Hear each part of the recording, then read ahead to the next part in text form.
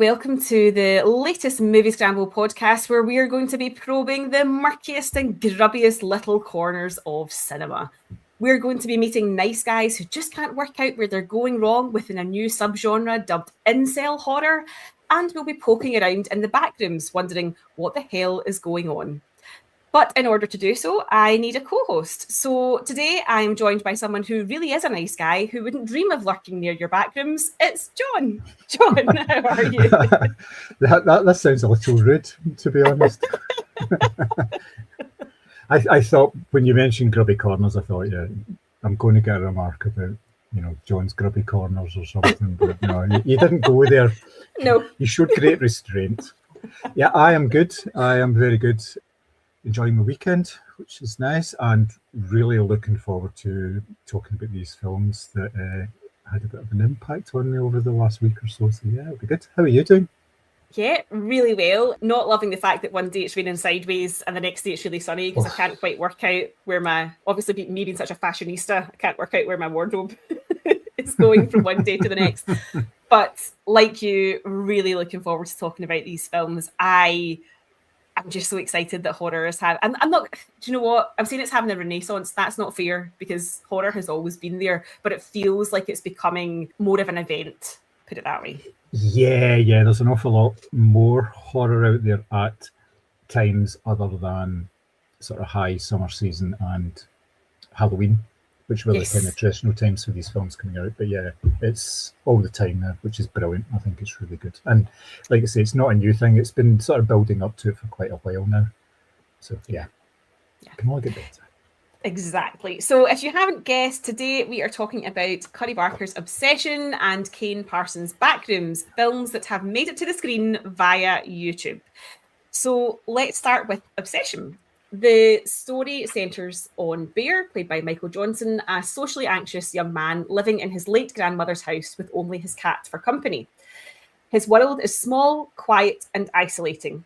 And when he makes a wish on a One Wish Willow novelty product, it is born of desperation, frustration, and a yearning to be seen. It brings his crush, Nikki, played by Indy Navarrete, into his life in an unnervingly literal way. And the film shifts from melancholy character study to escalating nightmare. So, let's dive in. I'm very excited. How do you think Michael Johnson's performance in Obsession shapes the film in terms of our initial sympathy for his character? And at what point do you think the sympathy begins to fracture? Everything in this film is from the perspective of the character of Bear. You're with him at all times. When you see stuff happening in the film, it's always from almost as if you're looking through his eyes and seeing it. So immediately he is there as your central character, and you're introduced to him in such a way that you feel quite a bit of sympathy for him, because there's that whole speech in the diner at the start where he's pouring his heart out, and you do actually feel for him, because you're thinking this is a guy with sort of lack of confidence, but he seems okay.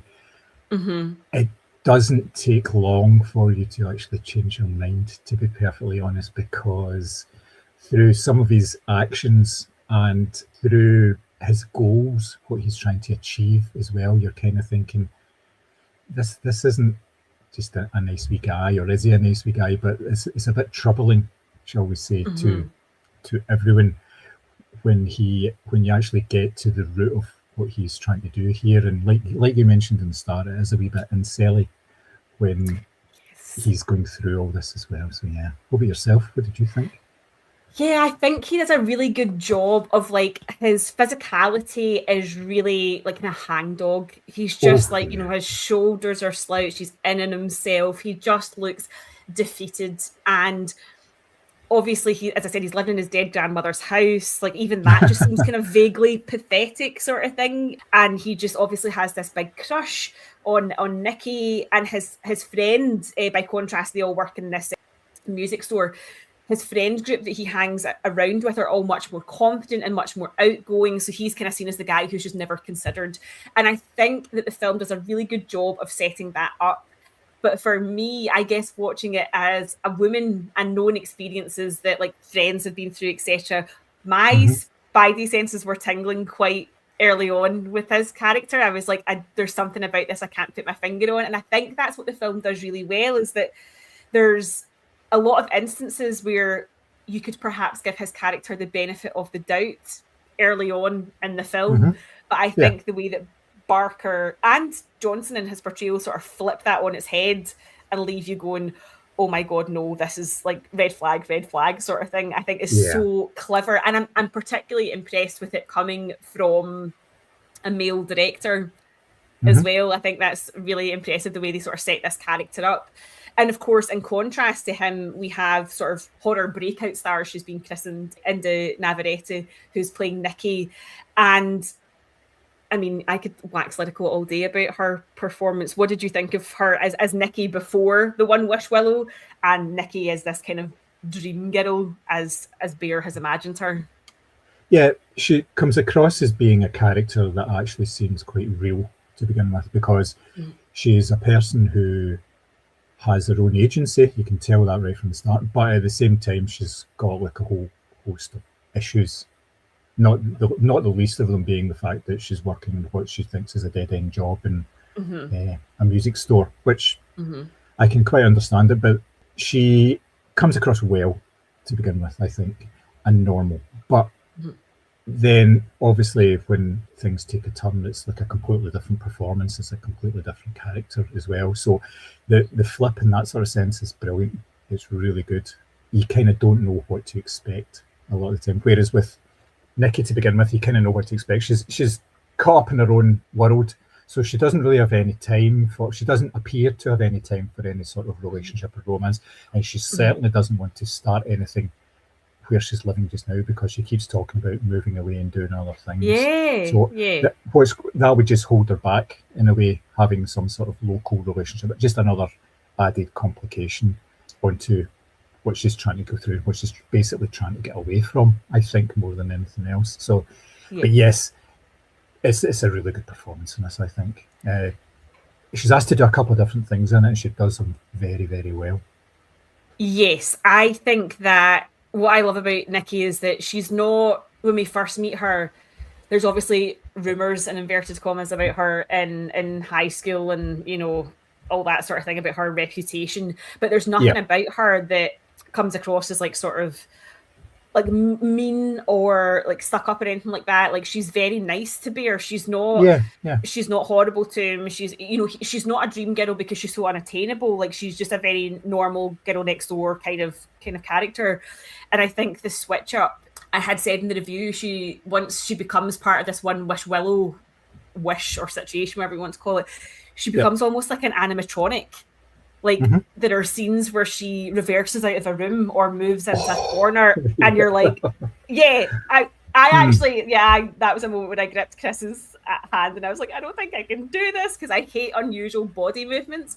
But I thought her physical performance as Nikki sort of slips further into the wish is obviously really quite terrifying to do because there's something just so uncanny about it all, and she masters that physicality really well. You know, this was obviously made in a very small budget. There's no effects really going on here. Like, I watched a little behind the scenes where there's just like, they just put slightly different makeup on her, or she, you know, it was just all very, very well done. And I'm pleased that people are recognizing this not just as a good horror performance, but as a good performance as well. Like, it's genuinely nothing to do with the genre that she's in. She's just very, very good. But I think that there's a real moral ambiguity that I think sort of permeates the film, and specifically, obviously, these two characters. And I think that one of the things that this film does really well is that the film sort of refuses to absolve Bear of his behaviour towards Nikki at all points through the film. And I think that Barker does this through kind of lingering takes and wide shots and these kind of moments of like stillness that allow you to linger a little bit too long in his character and maybe give you that kind of, as I say, your spidey senses start to tingle. What did you think of that sort of patience as a filmmaker? He's not gone down the route of sort of traditional jump scare horror. He's sort of, it's just very character driven through these two leads. Do you think that's quite an unusual choice? It is. It kind of limits you as well, because I was reading about this as well, and apparently his preference was to do long takes and linger in order to create the suspense and create the tension within the scene. And like I say, maybe linger a little too long, because then it becomes really, really uncomfortable. It's like listening to a joke, and then if they continue with the joke, it becomes unfunny because it's been on too long. It's all a question of timing, and it's the same here. And what he chose to do with this was he chose not to have like a lot of cuts in a scene, which creates a different type of atmosphere as well, because you're not getting reaction shots and you're not cutting away to something else.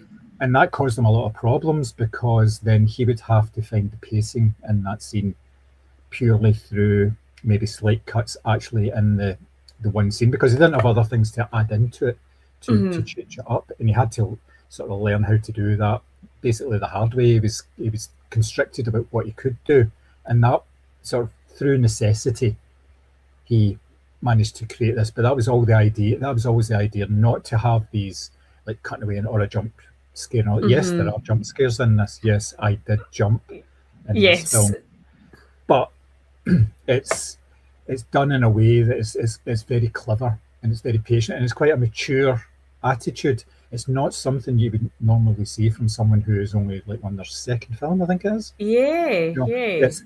And I always feel that's always a bad thing to say something like that. You know, oh, it's their first film or the second film or whatever.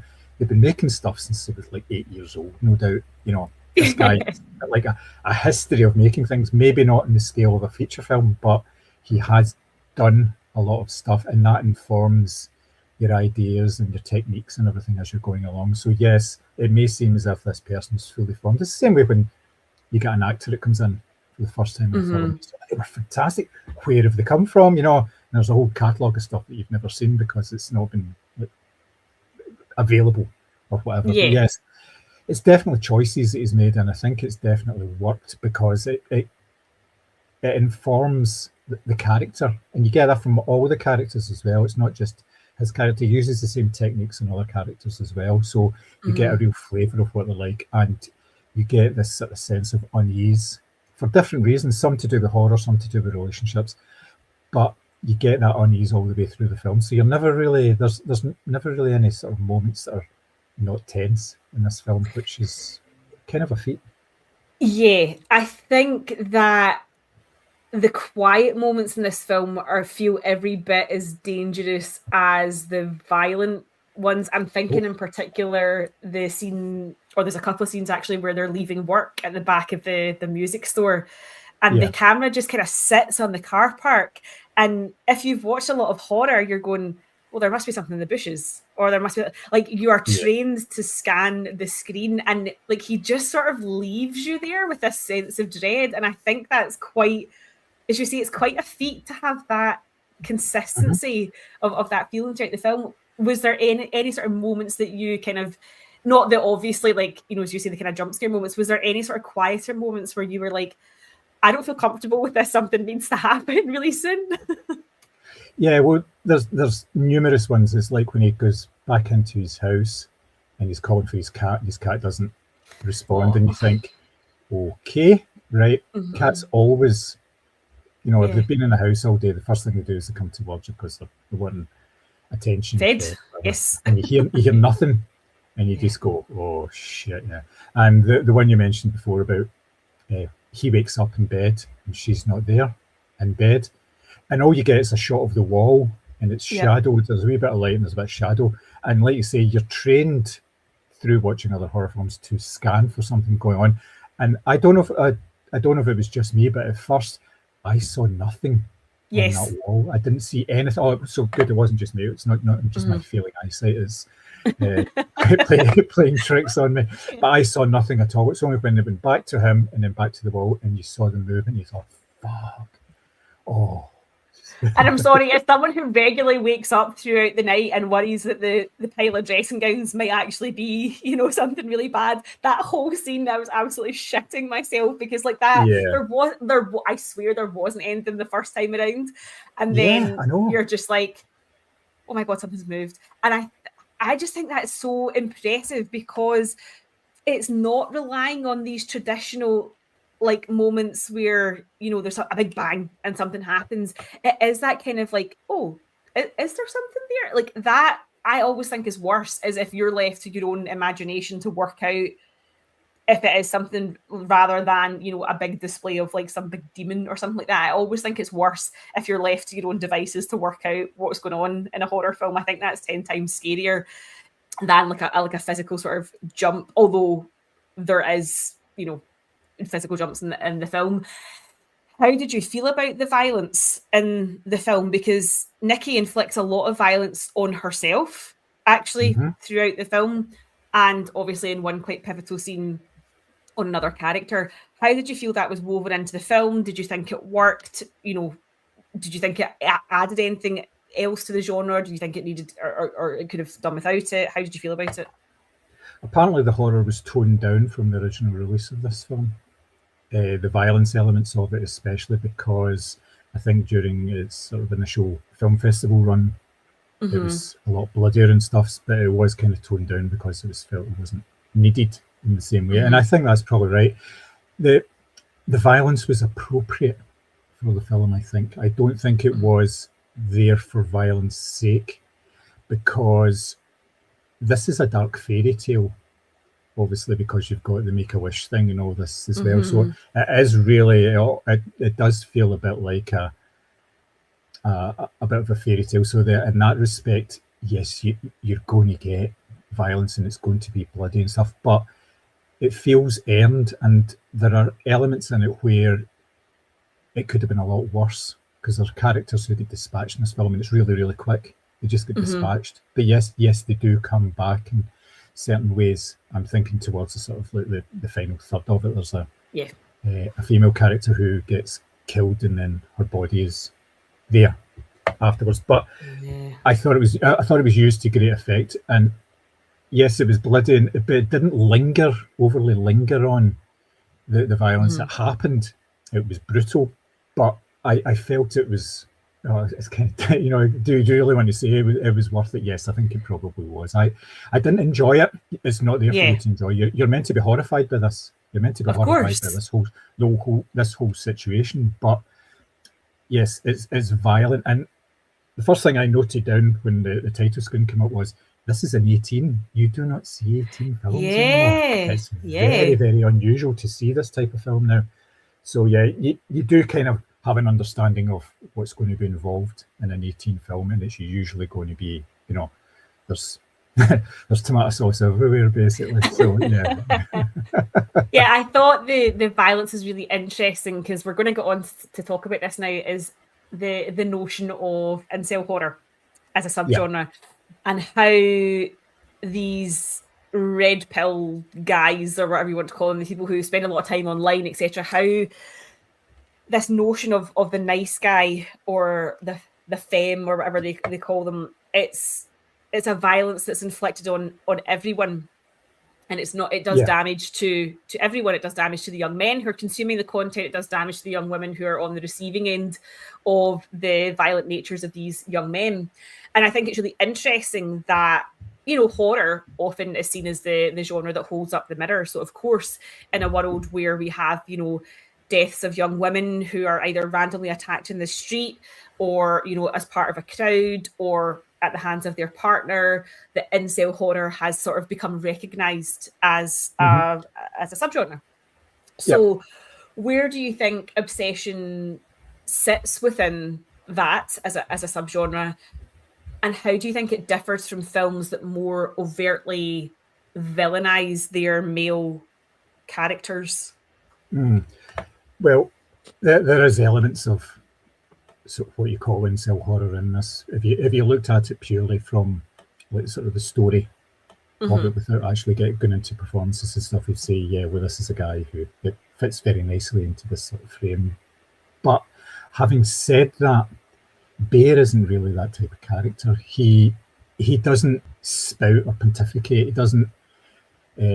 He wants to be with her, but he doesn't feel as if it's his right, to, you know, his God-given right to be in charge of her and sort of be master over her, which is kind of this incel kind of thing as well. It's a right that they have, people should, women should not withhold themselves from me. That kind of, I better not do it, because that's not going to be the start of the podcast. Yeah. But you know what I mean. He doesn't come.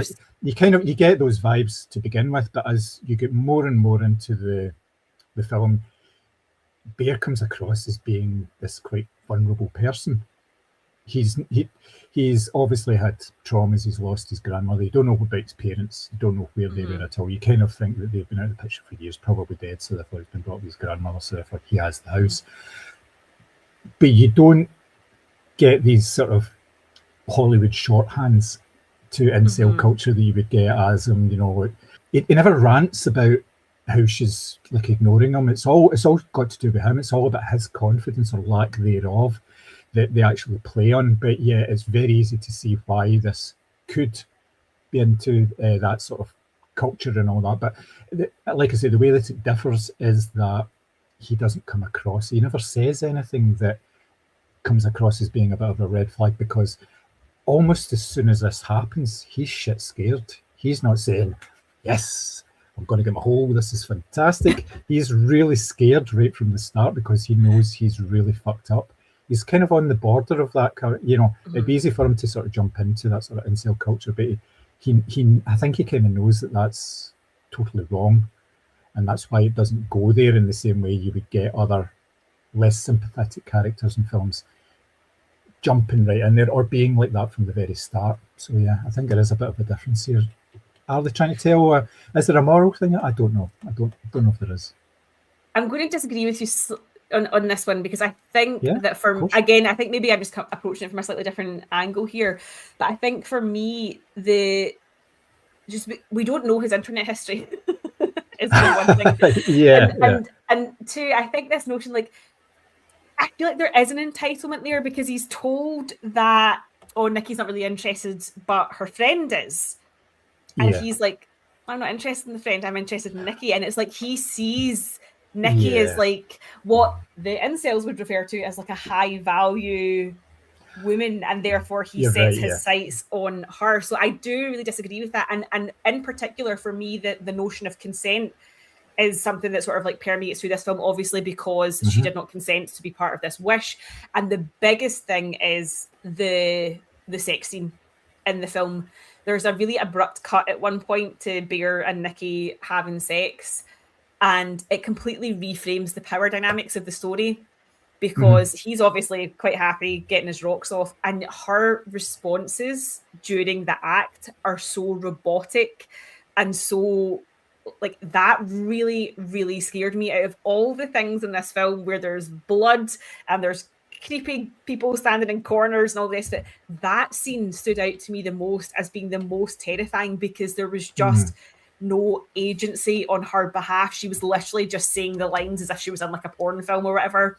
So I think that Barker, intentionally or not, is trying to say something about that sort of subculture of the internet of incels. I don't know if you felt the same watching that scene. Did that kind of jump out to you? No, you're right. Yeah, because she's lying there and she's saying some of the right words that you would expect in a scene like that. Yet when you actually see her face and she's just kind of looking to the side, and there's no expression.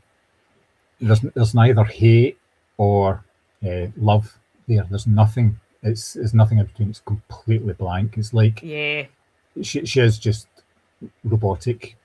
She could be a doll for all that it matters, in that sort of situation. And she's not engaging physically either, because she's really just lying there. Yeah. And like you say, that he's just totally into the fact that he gets to have sex with his dream girl. Yeah, exactly. Yeah. I didn't really think about, I'd forgotten about the other girl as well, how he was told, this girl really likes you, and he was like, no, you're all right. And you're thinking, really, it is a bit of a flag. You're totally right. I completely overlooked that.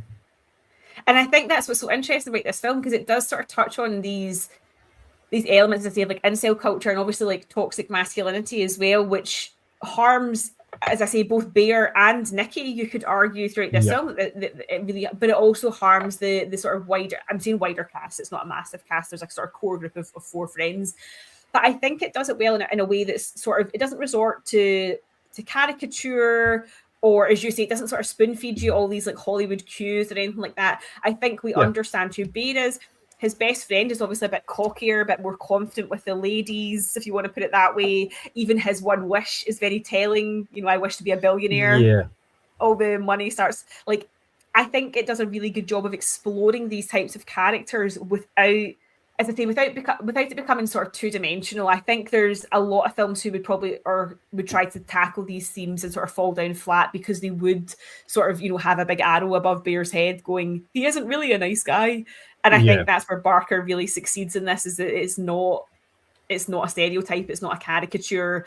In fact, he doesn't feel threatening at all. And that's one of the scariest parts of the film, right? Yeah, well, neither him nor the other male character feels threatening in this film. The other male character is just a bit of an arsehole. He's a more typical horror character in here, because you kind of say, well,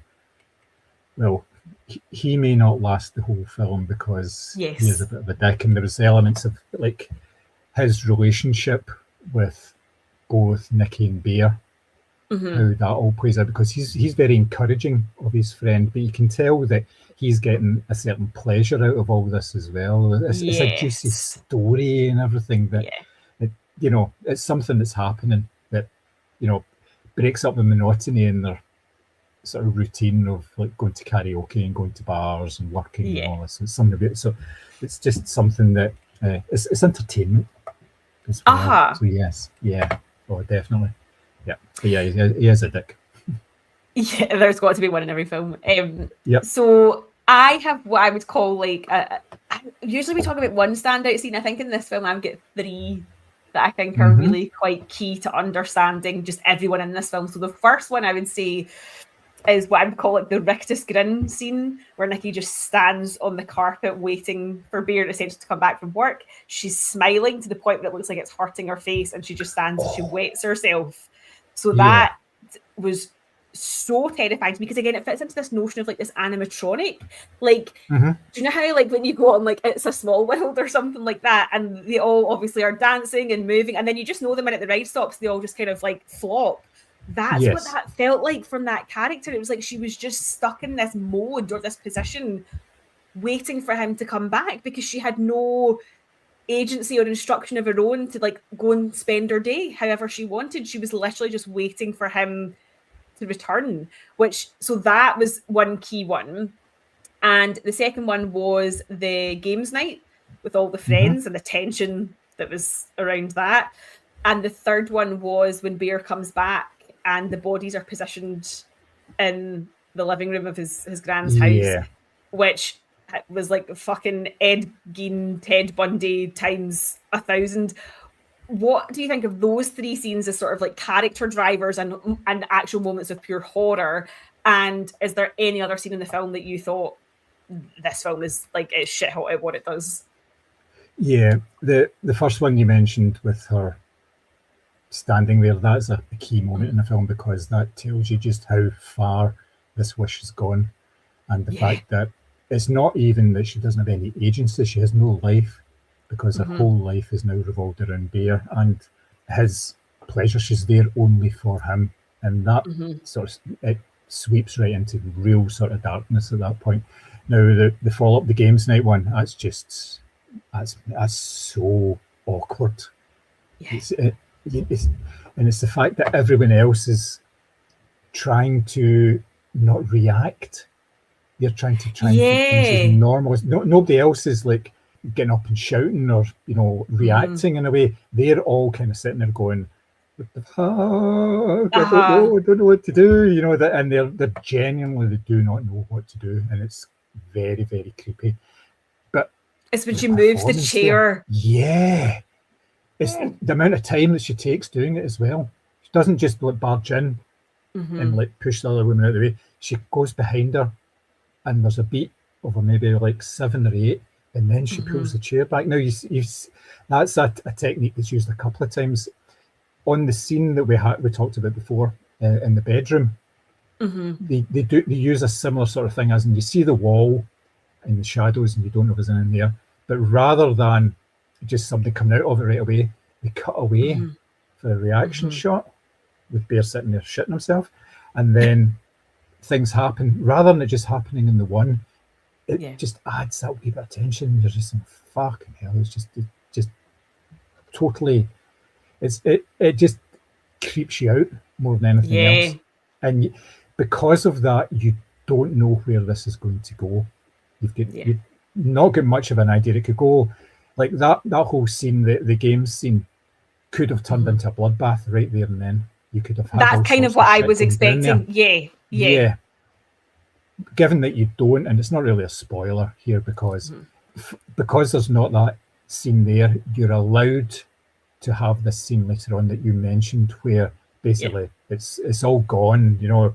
But the obsession part of it means that it's really, there's no way back from it at that point, because basically there's things that have happened that can't be undone, basically, without really saying anything. The scene that really got me was the scene just before that, where Bear and that girl are sitting in the car together and they're having a conversation.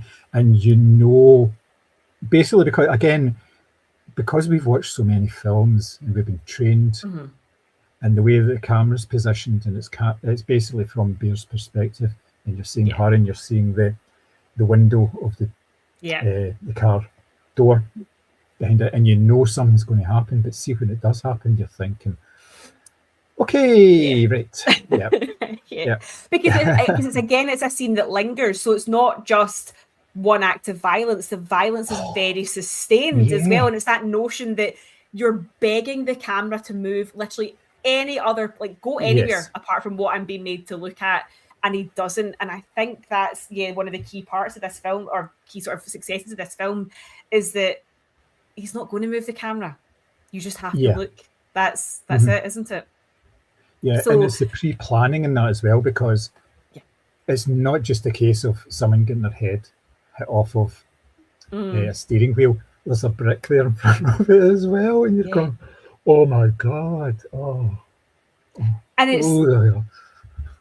it's one of these things where, it can, as you said about the dark fairy tale, this whole notion of be careful what you wish for has been like a common horror trope throughout, throughout horror, right back to fairy tale, like literally like grim fairy tales. It goes all the way back to there, the wording of what you've wished for and all the rest of it.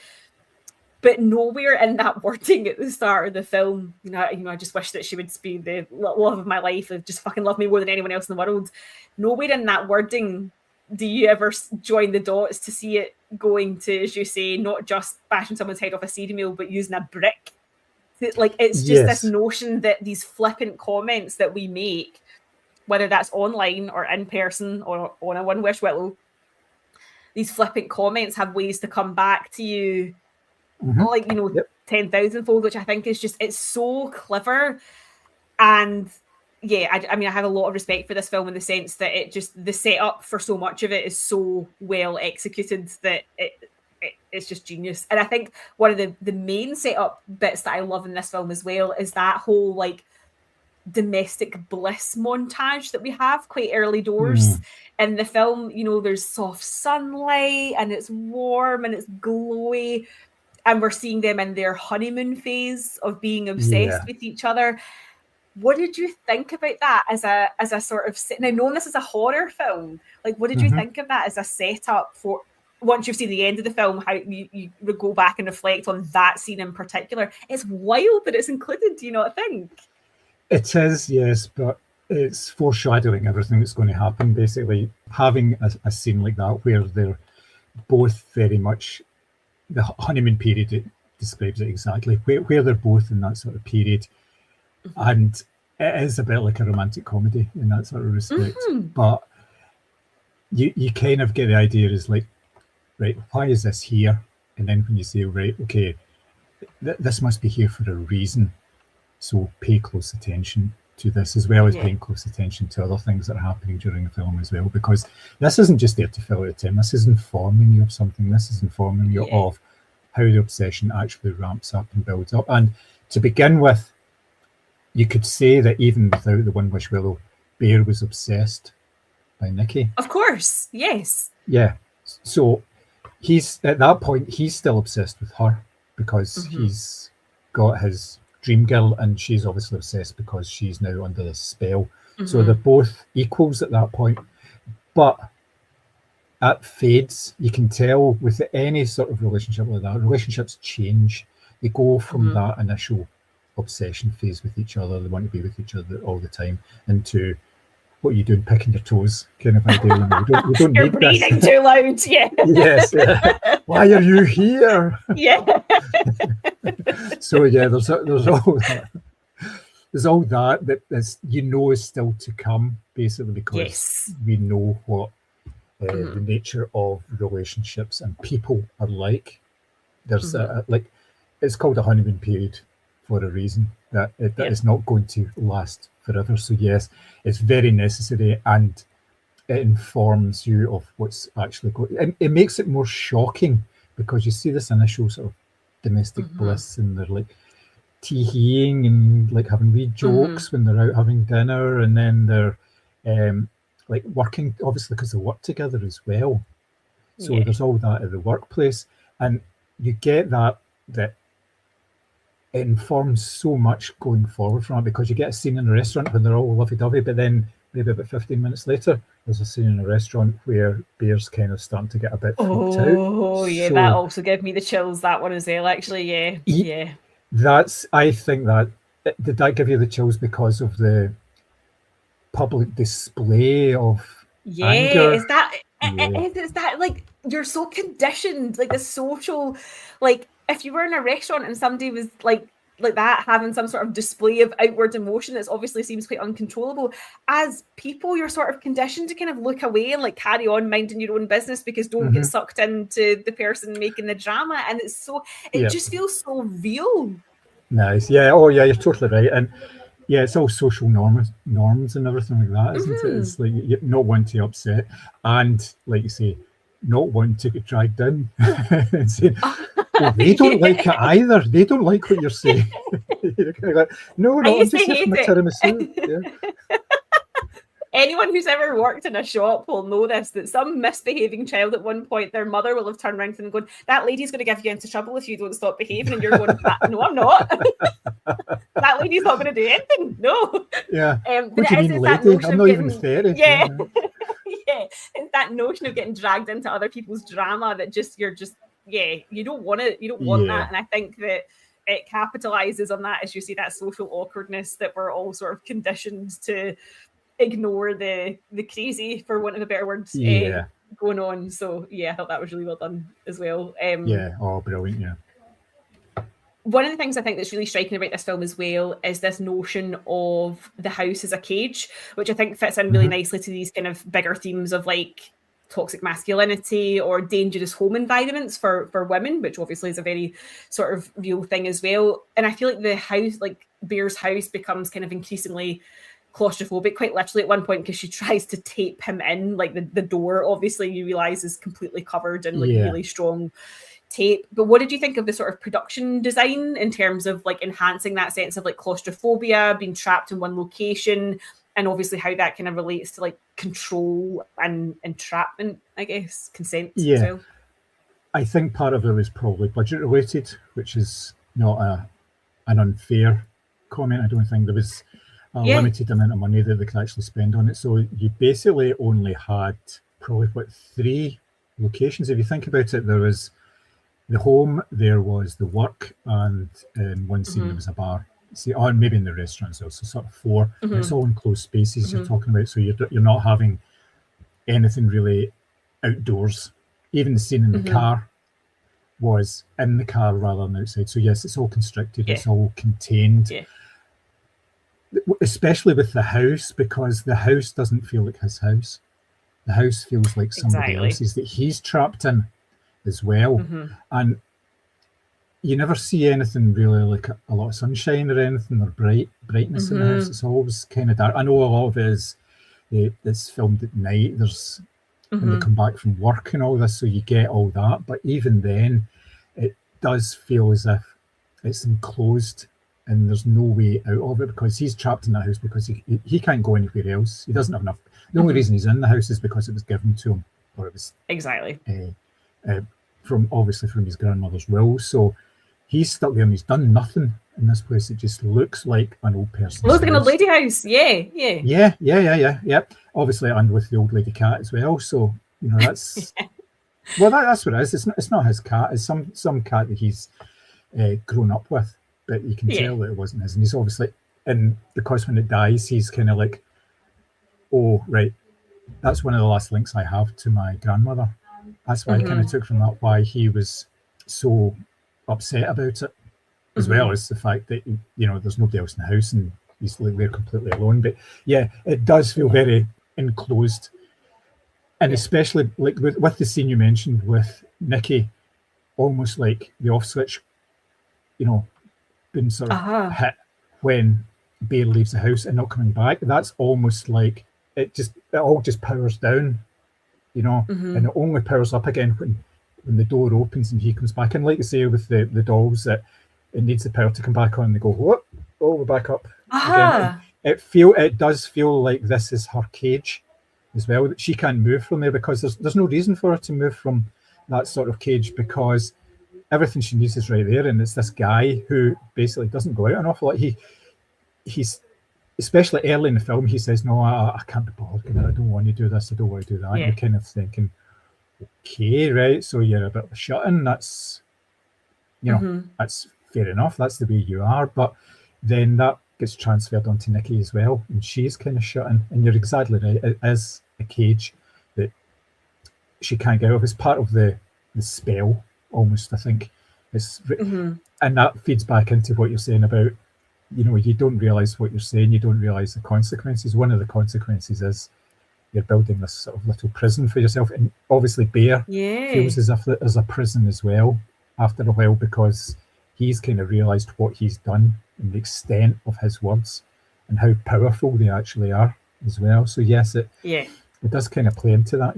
I think it's, again, as you say, a lot of it quite rightfully is probably the budget constraints, but I just think it works so beautifully to this notion that, as you say, he feels suffocated by her not understanding that it's the consequences of his wish, but also she literally has nowhere to go. It's like, without him, there's no life for her. And I think it again feeds into this notion that a lot of toxic and intense relationships begin with this beautiful sunlit golden honeymoon period where you can't keep your hands off each other, and then all of a sudden it's no, you're not leaving the house, or you don't need to put makeup on, I think it's maybe perhaps a little bit more subtle, but I think it sort of highlights that notion of like the kind of love bombing type of phase of a relationship, and sort of how that becomes kind of, as you say, dark and nasty and really sort of claustrophobic quite quickly, because that's usually how these kind of people sort of operate, is get someone hooked quite quickly and then take away all of their kind of resources, as it were. One of the other things that I think is quite prominent is the score and the sound design in terms of adding to that sense of dread. So what did you think of that? And also the use of silence, which is quite prominent in the film as well. Oh, definitely, yeah. They knew when to have music and they knew when to just ignore it and just go with whatever natural sounds are supposed to be around, or lack thereof. The soundtrack itself is quite low-key. It's kind of synthy a wee bit. I was listening to a wee bit of it this morning, and it works really well, I think, because it's there to just add to the atmosphere rather than inform you that shit's going to happen in 6 seconds. So beware, that kind of idea. It doesn't really go there in that respect, which is another sign of confidence from the filmmaker, that it doesn't have to go down that route. We see that so many times, especially with early filmmakers. They feel they have to throw everything at it, and they have to inform you of everything that's going on. Now, there's a lot of unanswered questions in this film, but it doesn't attempt to answer them, and it doesn't use the soundtrack in order to answer them as well, which I really, really like. I think it's very impressive. It shows just that extra level of intelligence from not just the director, but from the other departments, from the sound department and from the composer as well. So yes, I think it works really, really well. Yeah, it's interesting that you say you were listening to the soundtrack. I actually don't think I'd be able to, because I just think that it would conjure up far too many freaky there is images that, in my head. It was very synthy though, and I like that because it felt kind of dirty, and I like that type of sort of vibe that brought to the film. But yeah, it's a film that definitely doesn't. There's no like, you know, quite bang as you usually describe it. There's no signposting as to what's coming there, and I appreciate a horror film that can trust its audience to not do that as well. But one thing that you touched on there is that it doesn't answer many questions. So the online discourse has been, as you might imagine, quite fascinating surrounding this film. Oh yes, there are some young gentlemen online who just went, "She was a fucking nightmare," you know, as not getting the point of the the bigger picture. What do you think, after having had time to sort of like sit with it, and obviously you've been to see it and you've thought about it for this pod, what do you think that Cuddy Barker wants the audience to walk away with? Do you think he wants them to sort of question, you know, incel culture or loneliness or entitlement, or do you think there's intention there to spark that type of discussion online, or do you think it's just a case of, do you know what, this is unresolved and it's messy because life is unresolved and messy? Where do you think he's sort of going with this film? You are right about the whole life is messy thing, but I think the intention here was just to get people thinking about the consequences of their own actions more than anything else. Not even just in a horror situation, but like you highlighted earlier, if you put something on a post online or you say something about a person, then there are ramifications for that you do not realise at the time, and it may only become apparent later when, you know, in an extreme, someone goes and kills himself because someone said, you know, away you go, you fat fuck, you know, or something along those lines. And I think it's to try and get people thinking about, well, maybe you should take a beat before actually committing to something. Not necessarily not committing to something, but just, you know, one, be careful what you wish for, and just be careful what you actually do, because there are real world consequences for things that you do. Not in this film, this is different obviously because it goes into real, it's an extreme version of it, but just be very careful. I think he is trying to get a point across here.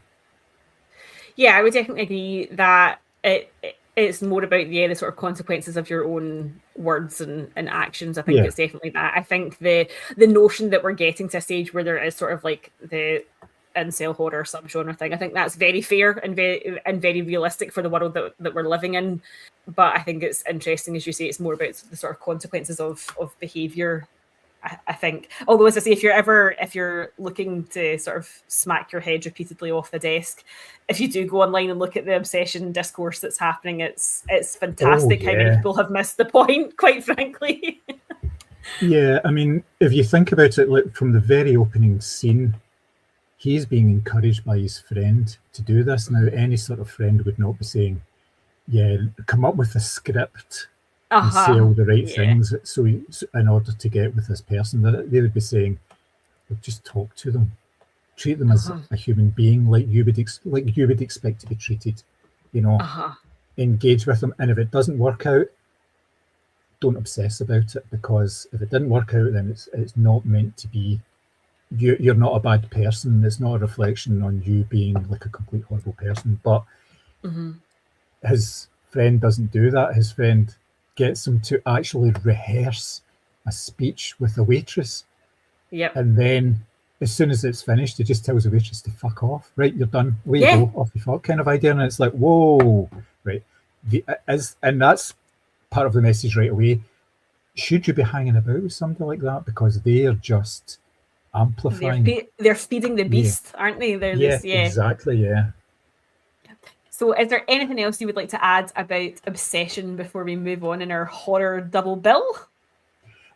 Just never treat anything that you see in a joke shop as a joke. I know. It may not be. Even just the thought of that, like the novelty gift thing, like I feel like there'll be lots of people going into joke shops afterwards to try and find something similar. You can drag me in there kicking and screaming. There's no way I would even entertain. I did like the scene later on where he goes back into the shop in order to try and get more of them, and the guy that's selling by the counter says, "Oh, we've never had anything like that and all that. And he starts to freak out and he goes, I'm always shitting with you, they're right there on the counter. Yeah. A little bit of gaslighting back. Yeah, I thought that was really good as well. But I think it's a fantastic film. And I think, again, I know we say this all the time, we could have top 10 of the year material with Obsession for sure. And so to move on to something equally interesting, we can move on to Backrooms. So the story of this is that Clark, played by Chiwetel Ejiofor, is basically just an angry guy. He is homeless, he's in a dead-end career, and he is separated from his wife. He's basically feeling bitter about the hand he's been dealt. So he confides in his therapist, Dr. Mary Klein, played by Renate Reinsve, and they role play the way that he could handle things differently moving forward. He is sleeping in the furniture store that he manages, and one night he starts to experience flickering lights and tripping switches. One night, those lights lead him through the walls into what appears to be another dimension full of upturned furniture and seemingly endless passageways. But is there something else lurking in the back rooms? So we will start off with performances again. What did you think of Chiwetel Ejiofor in the lead role as Clark? He seems to be very broken and very angry throughout a lot of this film. Oh yeah, well he's in therapy as well, which is obviously a sign of someone that knows there's a bit of a problem. So he's almost like the character of Bear, who has come out the other side of a relationship, and it's broken down, and he's been kicked out of his own home and everything like that. So yeah, he's kind of in that same area, if you like, as Bear, a sort of incel type of thing, because he's very bitter. His bitterness is directed towards a woman, without actually questioning. Well, he's starting to question why he actually got into that situation in the first place. But he's still unwilling to sort of confront his own problems in that way. He's even in therapy, he's pushing back. It wasn't me. Well, you know, I'm trying to keep a business going here. You know, do you realise the pressures I'm under? That kind of idea. So yeah, it's a very dark character, and it is a very broken character. And it's interesting the fact that he runs this furniture shop, and he role plays a character who is kind of broken as well, because he's got a peg leg, things like that as well. So yeah, and everything he does, like he sits down on a piece of furniture and it falls to bits, so it's broken at the same time as he is. So yes, that's a kind of like a visual cue for the fact that this Clark's life is just completely messed up, and he can't do anything right, and he's lost pretty much, I think. Yeah, I think this is a brilliant performance. Not that I've ever seen a bad performance from Chiwetel Ejiofor, just to be clear, but I think he's very similar to Bear, but I would say that his rage is far more discernible. Like, we see that in the scenes where him and Dr. Mary are role-playing the night that his wife chucked him out the house, and he's clenching his teeth, and he's, you know, you could almost feel like he just wants to erupt, and he's really trying to hold it together. And I kind of wondered if the therapy was like court mandated, or if he'd willingly sort of gone himself, just because he just seems so angry. But there's also a real desperation to him as well. Like you said, I mean, the pirate advert that he's trying to do is just, I was chewing my own face, just cringing at how embarrassing this is. You know, he's a middle-aged guy.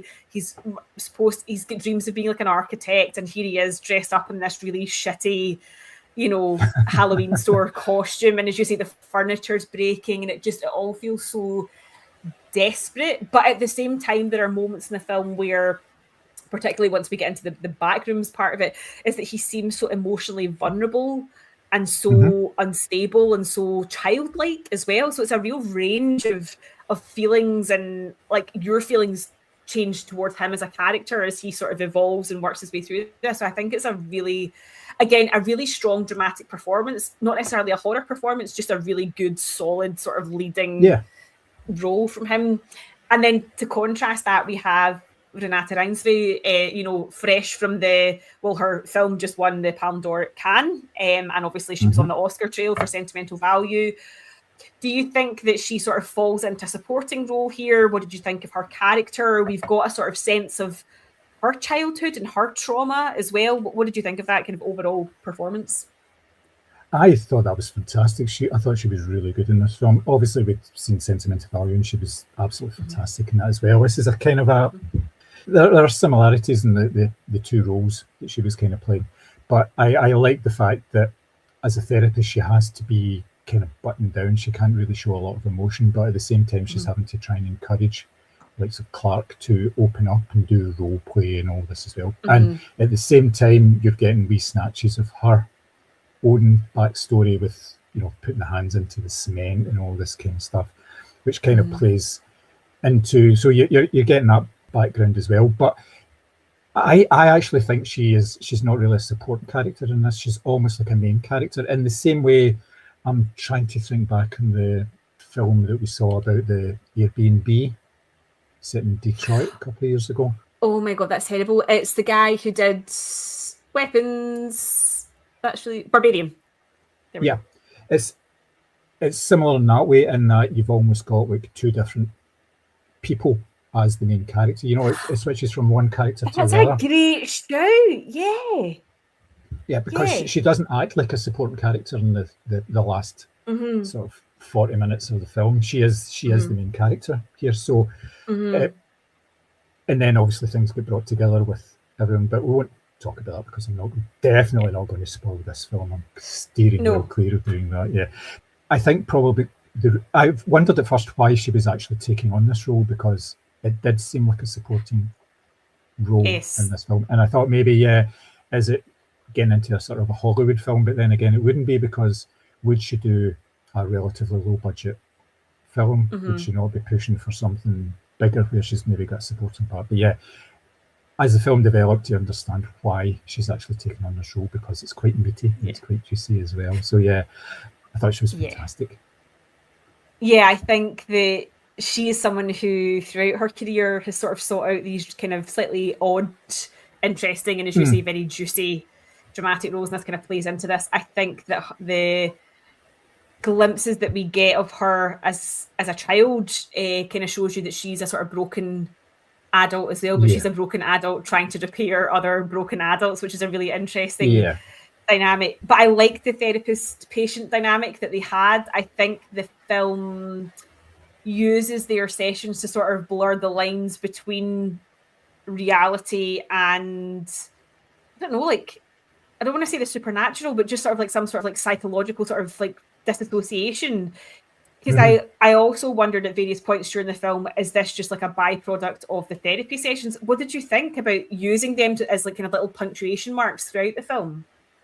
Yeah, it made sense because it kind of informed everything that's going on. And I was wondering at one point whether a lot of this was just in Clark's mind as well, that he was, it wasn't really happening. The therapy sessions were real, but from what he's getting from outside of that, his imagination, his brain's working towards slightly different areas, if you like. But yeah, they were very important because you get this dynamic between the two of them that is needed for the end of the film, because they obviously come together in the sort of last third of it, and it's a different way and a different dynamic. So you need the fact that you've got these sessions where she's in charge and she's directing him, telling him what to do and saying, right, we're going to do some role playing, and he's really reluctant to do that as well.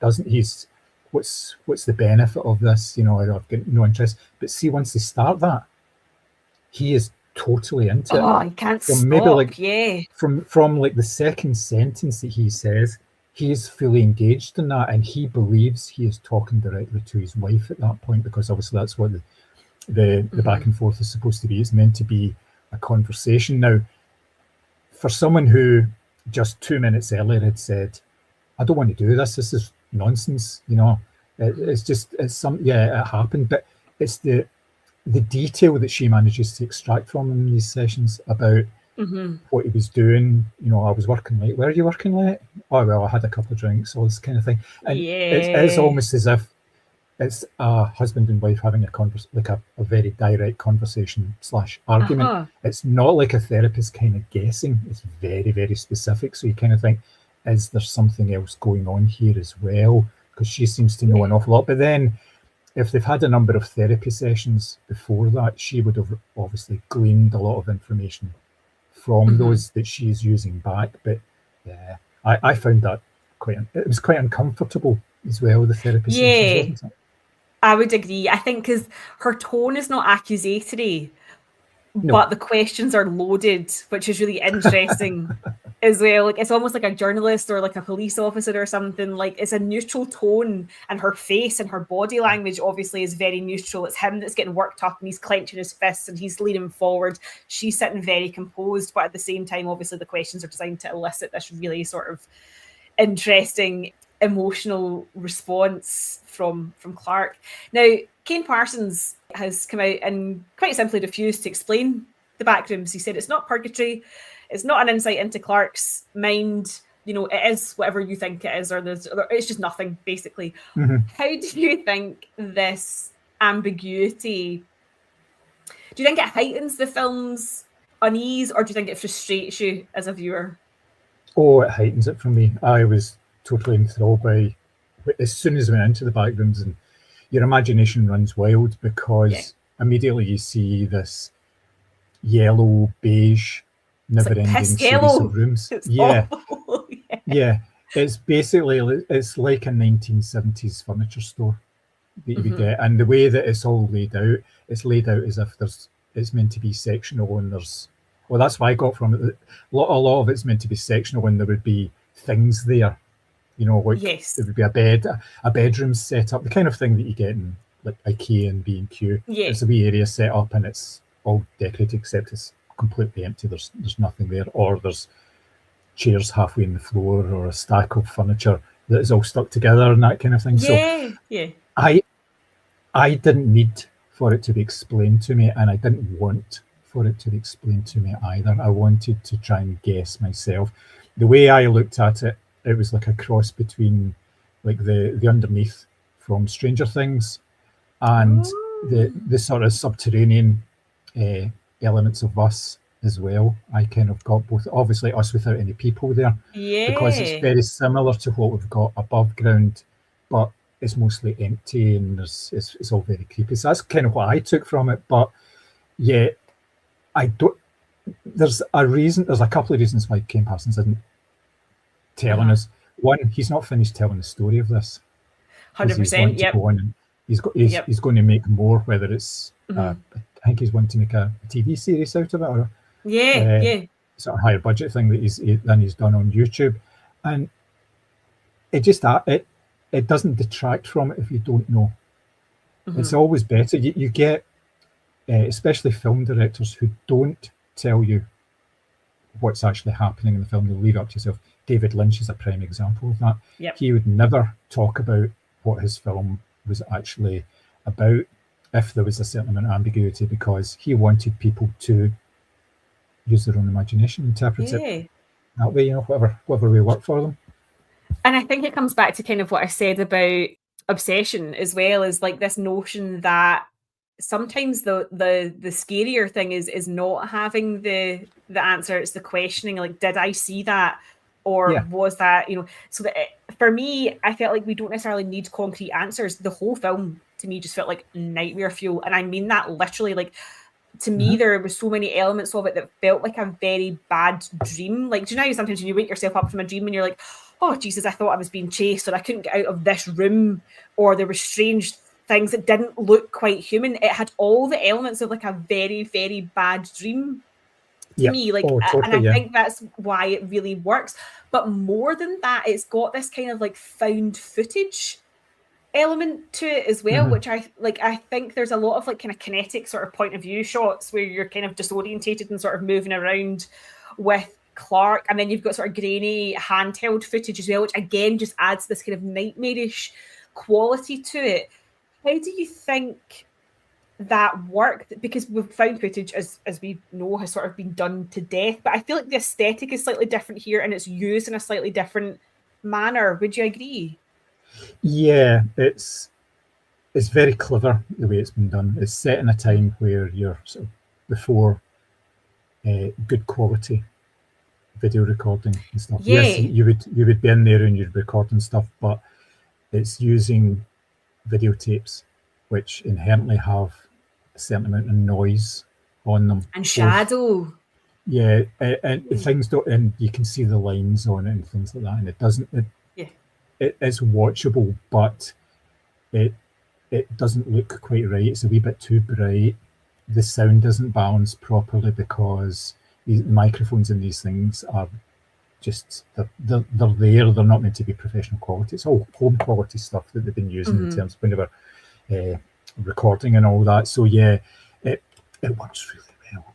It really does, because it just adds to this whole sense of unease and this sort of uncanniness of it as well. You kind of recognise things, and then you're like, well, it's not really like that at all. And if you're starting to think about, why certain things are there and why there's some elements, there's big massive corridors and then there's nothing and all this sort of stuff, it just kind of adds to it. And like you said, horror for the most part should be in your head rather than on the screen. It should be how you're reacting to things and how you're kind of building it up yourself rather than what you're seeing. If you just watch this, it would just be a series of rooms that you're going into. And some of the YouTube videos are like that. It's just they're set, like wandering about through rooms and getting lost in these places and all that. So I just think it works very well, and it's a very good choice of time and space, because then that says this is the best that we had available to us. We didn't have 4K cameras and phones that you could take it and it would look perfect, look pristine and all that. It's grimy and it's grubby, and it just feels a wee bit off when you're watching it back. I think that's the thing with the whole film, though. Everything just feels off. Like the sense of dread that exists throughout this film is like, I've genuinely have never felt so uncomfortable, just looking at a plain yellow wall. Like, it's so it's the type of sort of danger that feels like everything is setting off your sort of internal alarm to go, there's something wrong here, get out of here, even when there's nothing there. And I think, again, that's an amazing feat to have achieved that. Was there any sort of specific scenes or directorial choices that you felt like utterly horrified, even when nothing is happening throughout the film? It's like you say, it's more of a sense of unease and dread that you have, and you get that the first time that you're actually in the furniture store, because it's bleak. It really it's dystopian. It's awful. Yeah. And it's this massive big space, high ceilings. It's basically just a warehouse that has been partially converted. Now, what you would normally get with these during this time, sort of the 80s and 90s, what you would have is you would have false ceilings, which you get in the back rooms themselves. It's false ceilings and lighting, but here it's just, they've just said, no, we're not going to do anything. It's just this massive big space that just doesn't feel right. So you're put so you're sort of in the edge of your seat right away, because you see there's something, it nags away at you a wee bit until you actually kind of figure out what's actually going on and why certain things are in place. And even then, certain things don't work for you, because, like you said, Clark is an architect. He may be a failed architect, but he can't fit out a room properly. It makes no sense. He's doodling all these wee things like lovely buildings he wants to make, but then when you go into his furniture store, you're just thinking, I am buying nothing in this shop. I'm leaving right away. It's depressing. Yeah. I think it's so interesting, like, as you say, like the time that it's set. Because like now, when I think about like IKEA and stuff like that, and that basically is a trip to the back rooms, making your way down there, but everything's like so polished and so perfect. Like there's something about this kind of like, it feels like somehow like not semi-rural, but you know what I mean? It's not like a big fancy mall.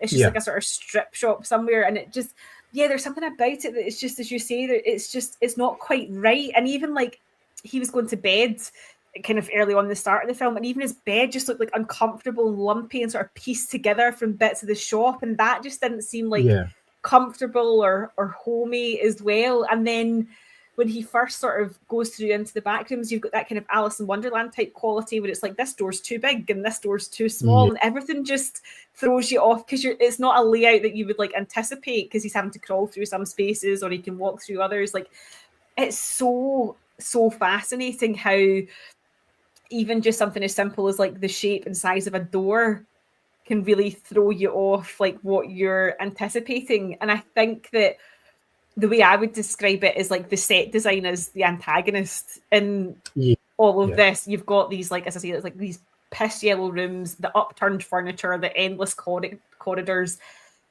What do you think about the production design in this film? Because this, to me, this is just like, it's a work of art. It completely is. Oh, it's brilliant. Yeah, you get the impression that you're going to understand it after a wee while. You'll understand the layout. If there's a long corridor, then there's going to be something off it. Yes, that's fine. But you turn to your left and it's a dead end space, and you turn to your right and it's a door, or it's something like you say. There's one element of it where he's in a room and on the wall it actually focuses in on a point, and there's just a wee small door there, and you have to sort of clamber up the cream carpet in order to get to it. And the door itself has 3 knobs on it. What the fuck is that? And then there's another one where it's a door up above him, and he opens it and the door just falls away.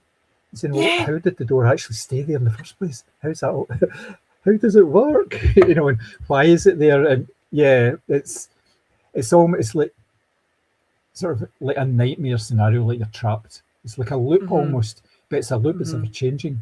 That was something that, like Clark noted. It stays the same, but it changes. The layout changes, and it's not the same. So you're kind of going, yeah, this is really freaky. And apparently they built all this. They built some 30,000 square meters of rooms that they could use, and people in the production were actually getting lost in some of the areas when they were actually filming it as well, because it's so vast. Fuck that. I would actually need like a piece of string tied around my waist at all time. There's no way I'd be walking in there by myself. Like, absolutely not. I think, it's so different to anything else. And I think that's why I'm really reveling in these two films as well. It just feels so different. Like, I've never really seen a film that looks like this. And as you say, like, he's an architect. If he can't work out the layout of this, like, structurally the way things should be laid out, what hope do we have as viewers? And then there are certain points where the rooms sort of take on different purposes, or they change colours. Like, there's a big Christmas tree in the middle of one, which looks with bodies kind of sunk into the carpet instead of presents around it as well. And that room's a sort of like fuchsia colour as well. And I was sitting there going, well, do the colours mean something? Like, has he stepped into an even further like realm or zone or whatever? And then there's a swimming pool with all the tiling around it. It's like a whole other world. And it's just, I feel like you're so disorientated throughout all of it that it's like, it's a film that we've talked about. You don't necessarily need concrete answers, but you just have no sense of like place or what's that. Like, it really does not want to give you anything. Like, there's no familiarity, as you say. It's not like, oh, well, if he goes and takes this left, he'll get back and he'll be fine. Like, it just gives you nothing. It keeps you so on edge and so uncertain.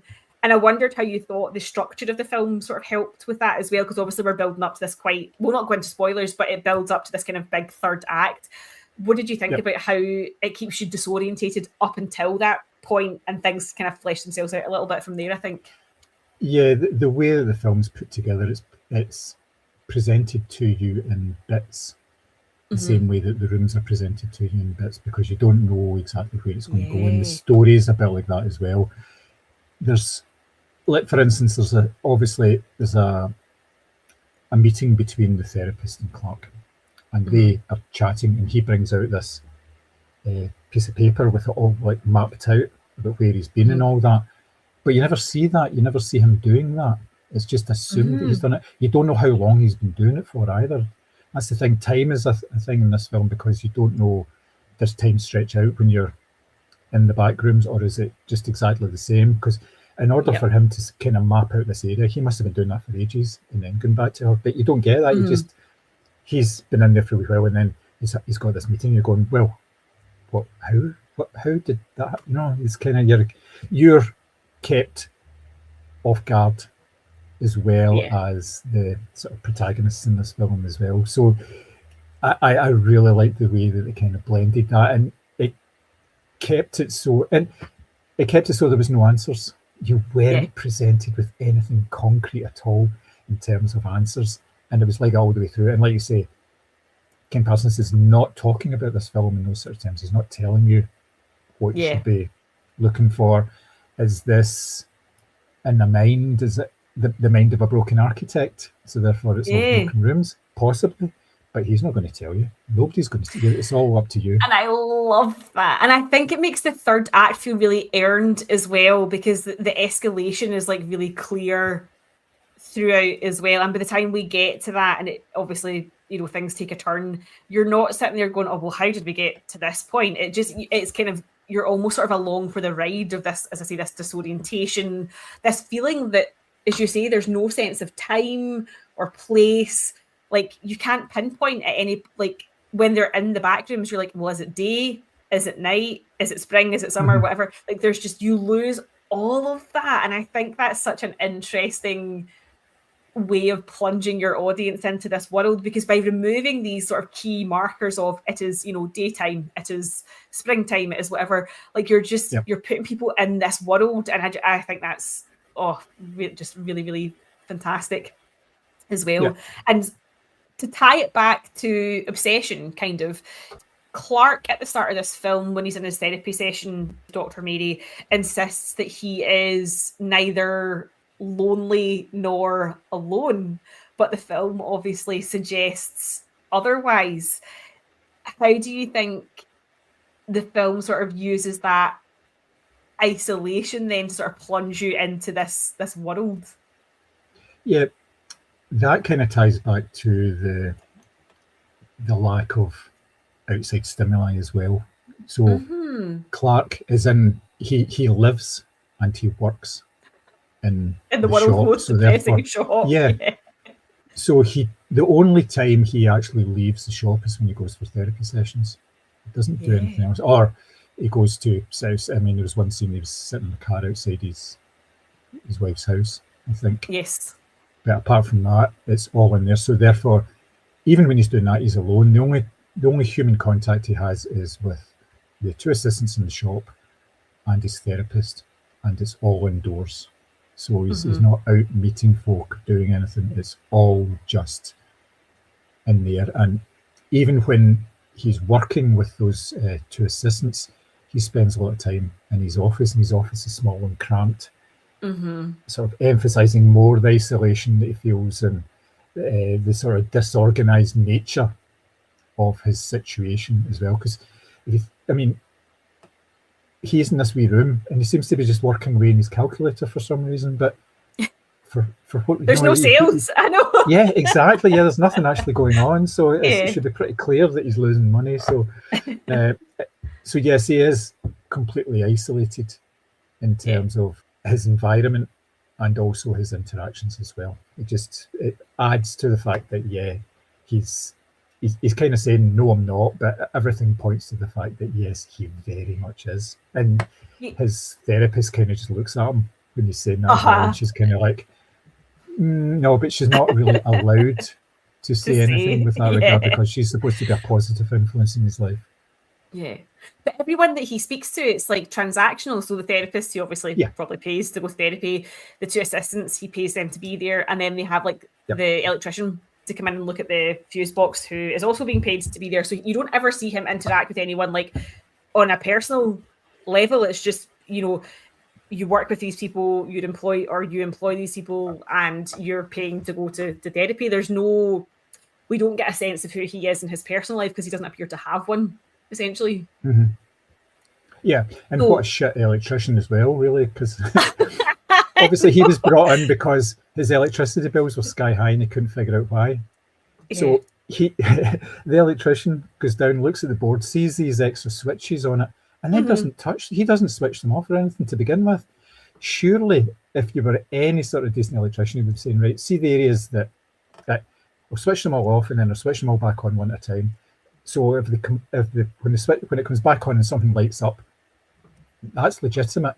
So you leave everything else switched off to try and figure it out. And he just said, I don't know what that is at all. And you're thinking, but it's there. And oh, man. Yeah, it was like obviously nobody expected them to work out that the electricity was like fueling an entire subterranean like city or whatever. But yeah, he just seemed to sort. I mean, even I could flick some switches off and flick them back on again and go, if it blinks again, just give me a shout. Like, yeah, it was just even that just felt really funny in the sense that nothing was resolved as well. It was just this notion of like openness. So one of the things, I mean, Chris was absolutely buzzing the score and the sound design of this film. So for starters, we had some Boards of Canada over the closing credits, and the same week they brought out their first album, and I think it's like 13 or 15 years or something like that they brought out their so I had a very excited husband. But I think that the film is a film that has a lot of like sound, like texture. There's like drones and hums and like flickering lights. What did you think of all of that in terms of atmosphere and vibe? Because I feel like, again, it's this notion of like time and place. Like modern electronics wouldn't have that sound. Yeah, it is very retro. It really it works very well as an overall package rather than just here's the soundtrack, here's the soundscape, here's the silences, because there's not really a silence in this film at all, because you're in a situation in an area that has all these fluorescent lights. Now, I used to work in Marks and Spencer's on a Saturday afternoon, and they had it was the fluorescent lights in the 80s, and they made a hell of a noise, and they made such a noise, especially if you were sitting there on a Saturday morning with a hangover, and it was fucking awful. So there's this constant buzz, just low level hum all the time that you get, and that fits in very well with sort of this analog synthesizer sort of squelchiness that you kind of got from the sort of analog synths. It kind of follows through from the original YouTube videos as well, because the music was all self-done. Everything was done by Kane himself. It wasn't anybody else. It was only him that did everything. So he's involved in the music here, and he's brought somebody else in to obviously add textures to that. But yeah, it does feel very sort of 80s and 90s appropriate. It is very sort of analogy, and yeah, it fits in with everything else you're talking about in terms of the visuals being dirty. It's not, there's nothing clean about this as well, you know. It just puts you right in the moment, and it grounds you in the sort of period in the same way that the visuals ground you. It's funny because, you know, I was thinking, and there's actually somebody's actually captured this sound, and it's become like a TikTok thing as well. Do you remember when you used to see over at your grand's house when you were wee, and you were maybe in a sort of makeshift bed, and you could hear like the fridge buzzing, a clock ticking, something else? It's that kind of soundscape, and we all went to sleep to that. We were absolutely fine, but it's this notion of like he's in borrowed space in a makeshift bed, and all this sound is going on. It's something that should feel comforting and familiar, but in this context, it doesn't. It feels really unsettling. So I think that is it's a period piece in a way, because it just wouldn't work now, because we sort of cleaned our the sound of our technology, which is a shame, because actually like those kind of sounds and stuff like that are kind of what makes a horror, in this case a horror piece. So this is obviously Kane Parsons' debut, and Curry Barker with Obsession, as I say, it's been sort of dubbed incel horror. Do you think this fits into any particular subgenre? I'm going to annoy Simi by saying it might fall into the elevated horror category, because it's quite cerebral and it's quite sort of unwilling to explain itself. Do you think this can be defined by any sort of single subgenre, or do you think it just sort of covers a lot of different types of horror? It covers quite a lot of ground, I think, rather than just being one particular type. It plays into the sort of the horror of eeriness and things like that. There is a jump scare here, but and it's quite early on, but I think there's only the one, and it's not really going for that. It's more kind of just getting in your head, this type of film, and basically fucking you up for 2 or 3 days afterwards, which it kind of did to me. So I don't think it really fits into one particular genre. It takes bits and pieces from others, and it's obviously done with a certain amount of love and a certain amount of knowledge from horror films and from his previous work as well. You can tell that he's going for a certain thing here, but it doesn't really sort of slot in nicely to a particular sort of subgenre of horror films. In fact, a lot of it isn't really horror at all, I would say. Yeah, it almost feels like kind of not like a psychological thriller, but just something that's really like in your own head. I mean, I'm not joking. Yeah. When we came home, I was like full lights on, going to sleep with the lamp on. I just felt so uncomfortable. Like, and I think that's, don't get me wrong, Obsession is brilliant. I absolutely love it as a film. But there's more sort of conventional, if you want to call it that, horror markers in it, like a little bit of violence, a little bit of jump scares. Obviously, as I say, the shadows in the corner, all that sort of thing. This film really got under my skin because I was just like, what the fuck is all of this leading to? Or what is this about? Or why won't you give me the answers that I so desperately need in order to go home and sleep? Because I just feel so uncomfortable. And I think that that's what's really interesting about it, is that not only does it not fit into any sort of genre or the expectations of that genre, but he's just so unwilling to confirm or deny anything, which I think is brilliant and in its own way, because it's not spoon feeding you, as you've said. It's kind of just leaving you to your own devices. So that really works for me, even if I did feel like I was looking over my shoulder for the next few days. But what is interesting about both these films is that they've kind of gone from sort of like phone screen to silver screen. So Barker and Parsons have obviously started off their career as kind of like YouTubers or short filmmakers, and they have now knocked the likes of The Mandalorian and Grogu off the top of the box office, which is no small achievement for both the budgets of these films and where these directors are in their careers.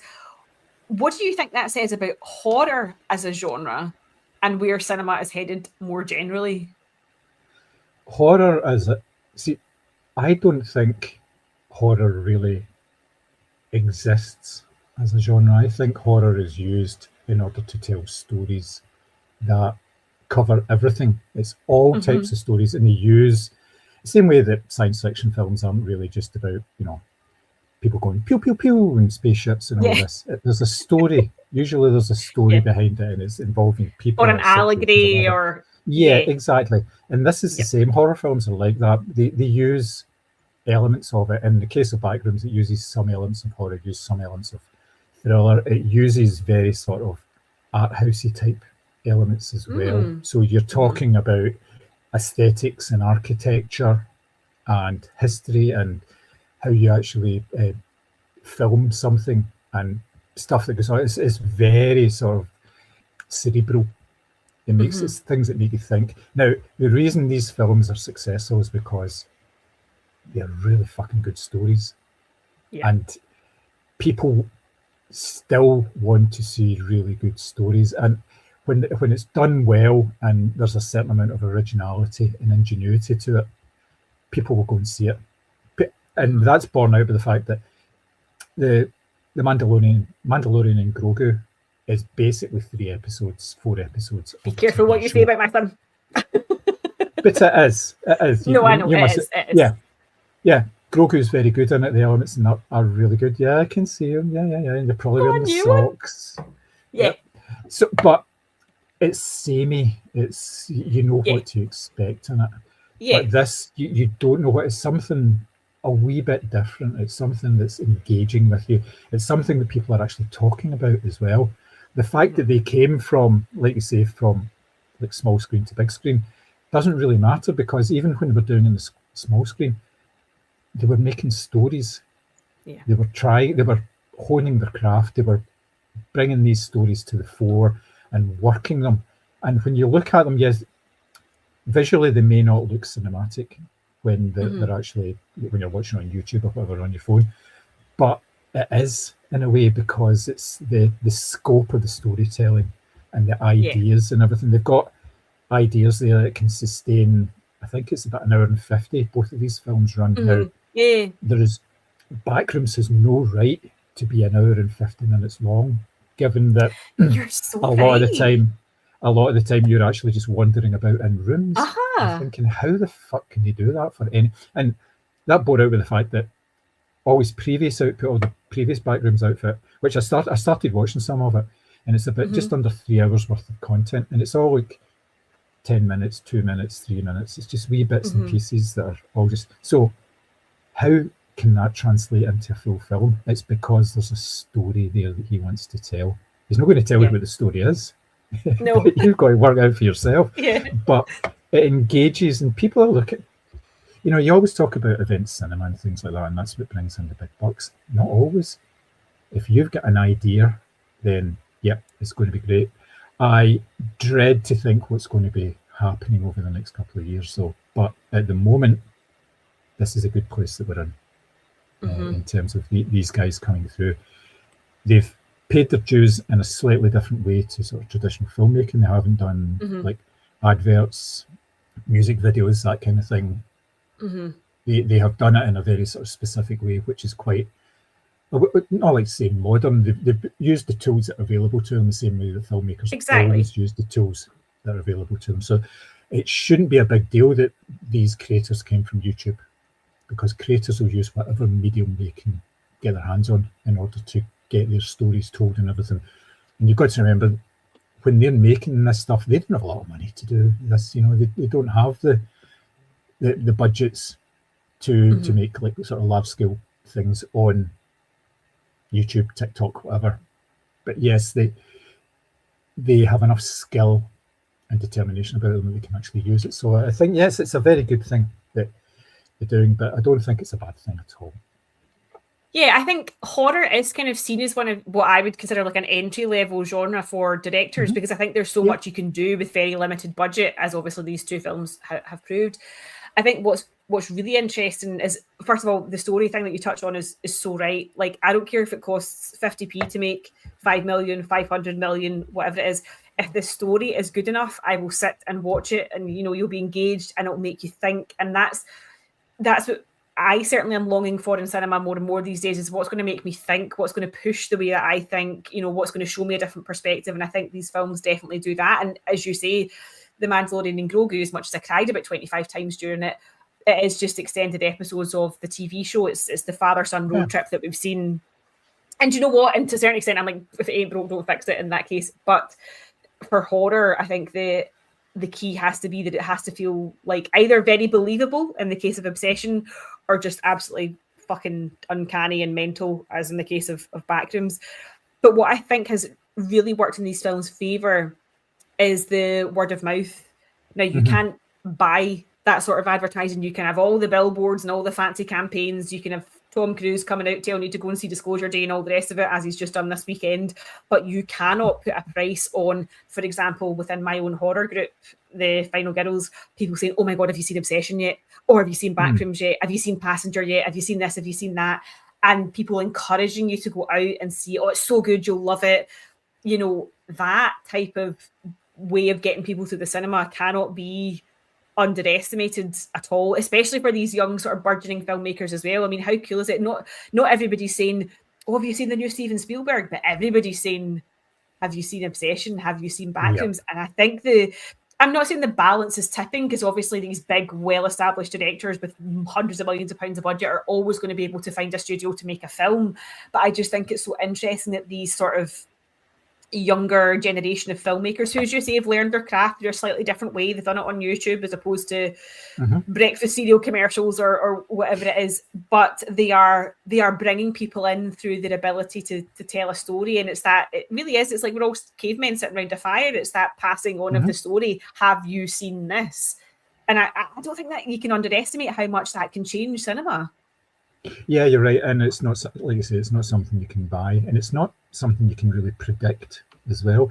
There's a reason why these films were made for the budgets that they were actually made from. And I know there's been a lot of column inches dedicated to the fact that Obsession cost 750,000 and Backrooms cost 10 million, and they've both obviously made, like, well, Obsession's something like 330 times the budget that's actually made in terms of cash coming in. So it's obviously been very profitable.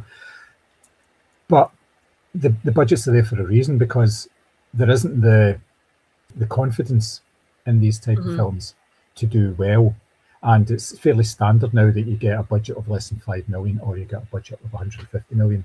There's there's not much in between. Netflix and Prime and all that are trying to do something about that, sort of the mid-tier film, to varying levels of success, sometimes good, sometimes bad, mostly bad.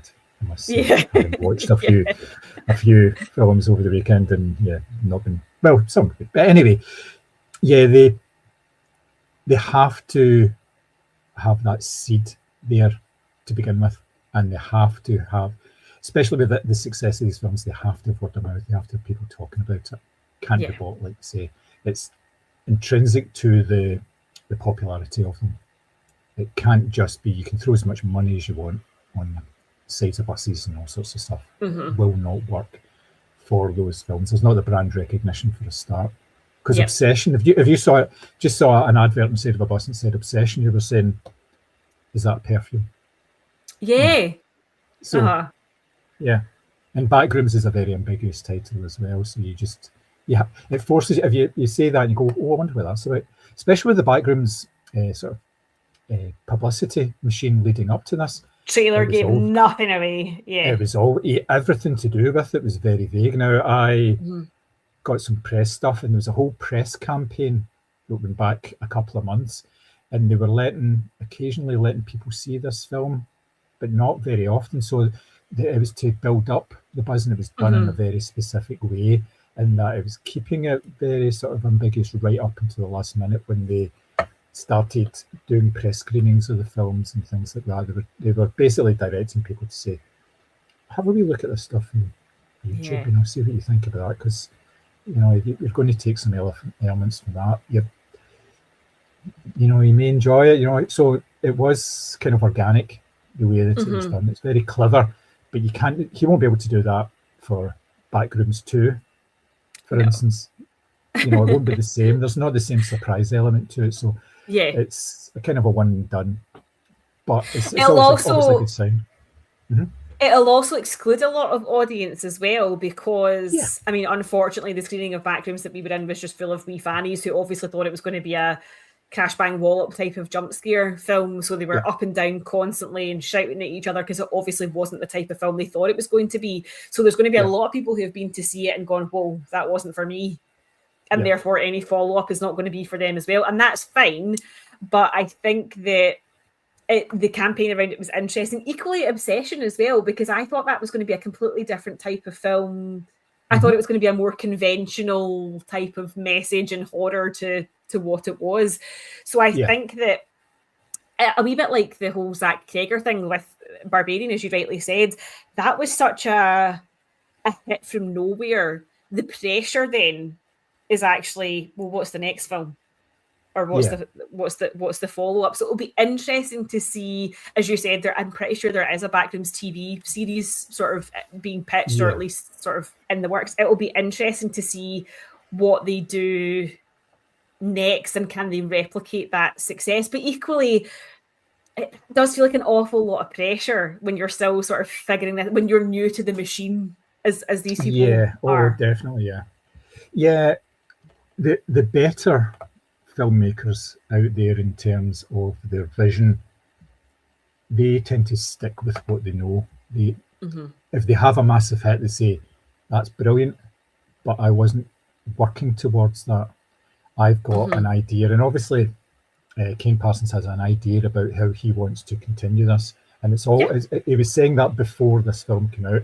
I'd like the film to go out, get a bit of recognition, get a bit of brand recognition for Backrooms, and then go on and do something. And I've got very specific ideas of what I want to do. Interestingly, he's not talking about doing a follow-up film. He's talking about doing almost like an extension to his web series where he can explore it further. It may involve people who are in the film. It may not, depending on how the story evolves. So he, I think hopefully he'll be okay. It's when the pressures come in and they say, well, you need to do this, you need to do that, you need to expand the world, you need to make it bigger, explain it more, or exactly, you need to do all that. So that's when it sort of plays to the detriment of the product, because then everything else is you're basing Lethal Weapon 2 on Lethal Weapon, but you're kind of, there's a wee bit of enshittification there for 2, and then a wee bit more and a wee bit more. There's always a bit of enshittification. So it's always that sort of element that you hope that they stick to their vision, or they do something completely different, Osgood Perkins, for Yeah. example, his last three films have all been very different because he has a vision, and it helps with the fact that he's already working on the next one when the first one comes out. So he's not under that pressure of, I need to replicate this success, because he doesn't know it's going to be a success. He's halfway through the next project before the first one comes out. And yes, a success, smashing. But then he's so far into the process that there's not the pressure for him to replicate or go bigger or whatever. It's, yep, this is what I'm doing. And then he just kind of keeps going that way, which I really like. It's kind of like a whole. He's a great example. Yeah.